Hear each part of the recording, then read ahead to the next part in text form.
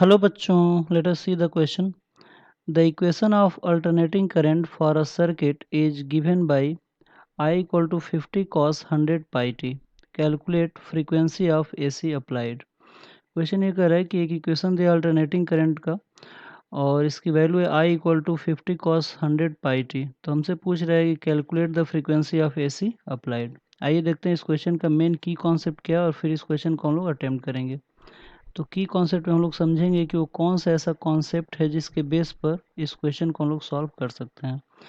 तो आप लोग देख सकते हैं यहाँ पे कि अल्टरनेटिंग करंट का इक्वेशन दिया हुआ है, यानी कि जो क्वेश्चन है वो अल्टरनेटिंग करंट पे बेस्ड है. दिस क्वेश्चन इज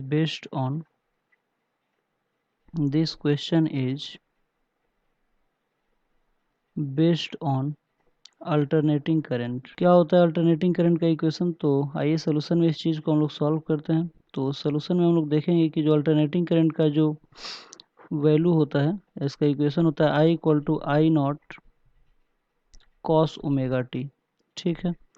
और कौन सा इक्वेशन दिया हुआ है? तो यहाँ पे जो गिवन इक्वेशन है वो है I equal to 50 cos 100 pi t. तो अगर हम लोग दोनों क्वेश्चन को अगर हम लोग कंपेयर करेंगे तो देखेंगे कि यहाँ पे जो आई नॉट की वैल्यू है वो हमारा 50 एम्पियर होगा, जो कि पीक वैल्यू भी कहा जाता है.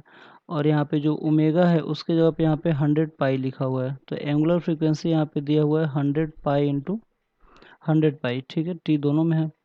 और हमसे पूछ रहा है कि इसका फ्रीक्वेंसी क्या होगा. तो ओमेगा का जो वैल्यू होता है ये होता है 2 पाई इंटू एफ. ठीक है, एंगुलर फ्रीक्वेंसी होता है. तो इसकी जगह पे अगर इसकी वैल्यू रखेंगे तो ये मिल जाएगा हमें 2 पाई एफ इक्वल टू 100 पाई.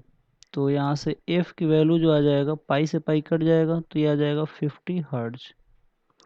तो इस इक्वेशन के लिए जो फ्रीक्वेंसी की वैल्यू होगा वो हो जाएगा 50 हर्ट्ज. तो आई होप आप लोगों की क्वेश्चन समझ में आया होगा. Thank you very much. Good luck.